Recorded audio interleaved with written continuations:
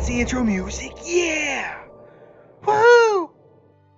Good afternoon, Star Trek Fleet Commanders, and I want to take today to talk about Isolytic Damage, go over some of the main pieces as of the day of this video that actually affect Isolytic Damage, and give you kind of a breakdown of how exactly it works now that we've had it for about a month. And there are more things that apply to it, but still, one primary thing is Janeway. Of course, that's the number one way most people are getting their Isolytic Damage, but there are also artifacts. We'll try to cover those, but more importantly, explain exactly what Isolytic Damage is in the game today, and why, at this current point, it's very important, and what it actually does. I think there's a confusion on that, just from talking to a lot of the players, not really understanding what exactly it's trying to do. So to kind of jump into that real quickly, let's actually use the graphic that Scopely provided last month. So here's the baseline of what Isolytic Damage is.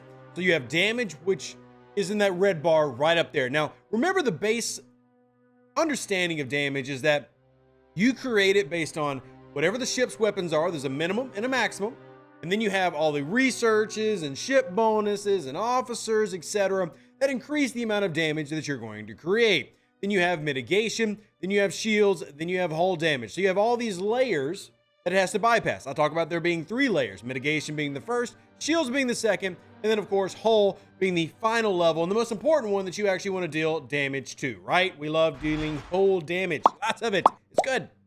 So with that in mind, how exactly does Isolytic work? So what Isolytic is going to do is, depending on what Isolytic percentage you are at, is it's going to have a bypass right here on mitigation. As in, when you have Isolytic Damage, whatever that percentage is, it takes a percentage of your damage and copies it into Isolytic, and it's now a separate form of damage.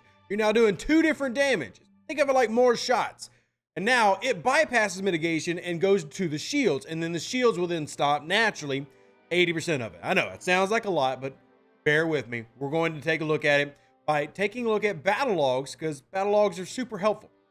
So what I'm going to show you is the in-game logs first, but thanks to working with my good friend JB, we've got an update to Spocks.club as well. It's going to help a little bit with this. I'm going to bring up this Jemadar flagship just to show you as an example, and these are going to be logs that we take a look at on Spocks.club. But you see I've got 5-6 con, then I've got Bev, Janeway, and just I put this randomly together so we could see Isolytic in various points, and then also I've got a support vessel here. So if we hit the battle log, if you know how Janeway works, here's her ability. Increases Isolytic cascade damage by 10% at the start of combat against non-player hostiles and armadas. Now, there was a question coming into this where, was she going to work as a flat 10% or some percentage of? And she works as a flat 10%, because if we scroll down, you'll see Pylum not doing any Isolytic at the moment, Coronar, and then we get our Valdor right here. So the Coronar is where she is, and you see we're doing just a straight 10%. This is not hard to calculate. 1.659 million turning into 165 Isolytic. So what ends up happening is these 2 separate damages get applied differently. So if there is Isolytic mitigation, then it will get stopped, but if there's not, it skips. So basically what happens is that Janeway became 10% of damage got turned into Isolytic, as in it made Isolytic damage. It didn't decrease the amount of damage that you were doing. So it's not 1.65 million minus 165,000 that skips. It's an additional 10%, but it bypasses standard mitigation. So now there's 4 levels. And now this level will be mitigating any mitigated Isolytic if there's something that applies, which in this case is only PvP at the moment of this video. So again, I know it sounds a little bit confusing, but we're working through it. So that's how Isolytic is created, by either artifacts or officers, and then you will have to deal with mitigation factor if applicable. If not, you get to bypass mitigation with Isolytic. And then that means you got to take on the shields, which will still naturally stop 80% of any non-mitigated damage. That means they're going to stop 80% of the ISO and 80% of the standard.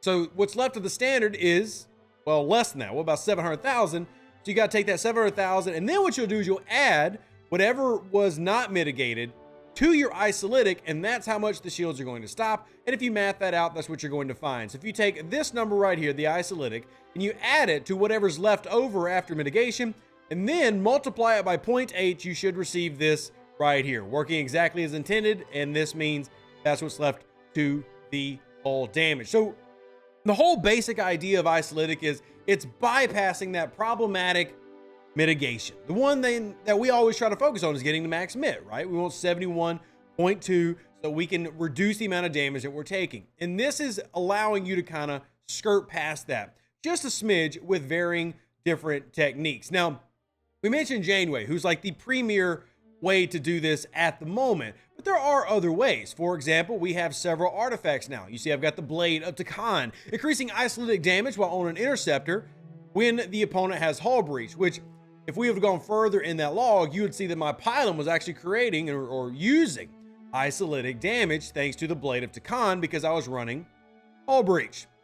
And I tend to do that with all my Armada builds, run hull breach, because I focus on criticals and mitigation. Anytime you focus on criticals, you got to have hull breach. It's just kind of a requirement if you want to create the most damage possible. So there's that one, but you've also got the Captain Proton Blaster, which is increasing isolytic damage when on an Explorer with morale. Now this is kind of more for you Enterprise fans out there, but I don't really use that one. Then I've got the Vidian Organ Hofscher, which is increasing isolytic damage while on a battleship and the opponent is burning. Another one that I simply don't use very often is we don't take burning into Armadas.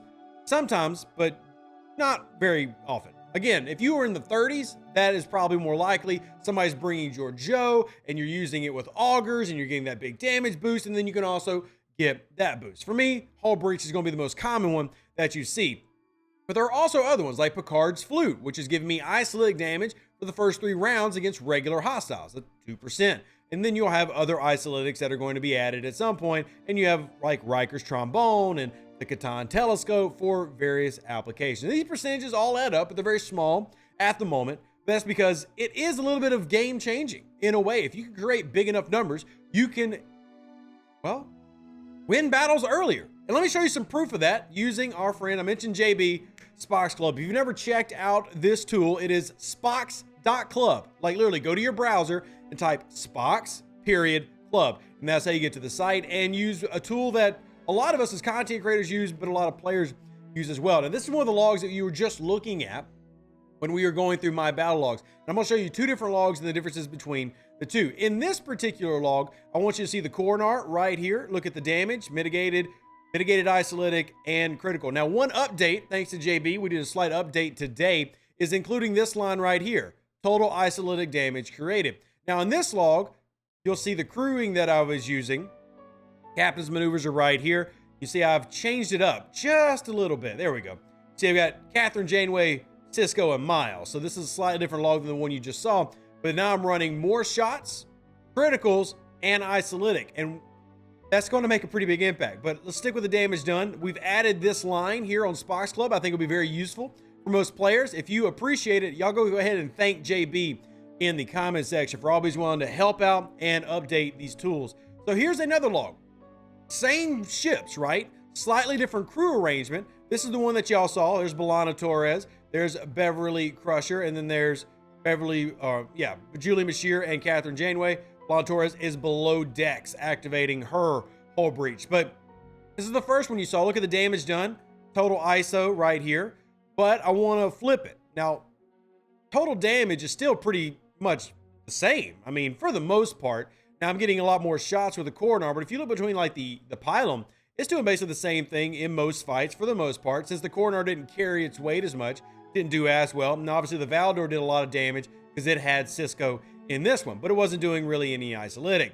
Now, why is the isolytic important? So we got 19 million isolytic with the first loadout.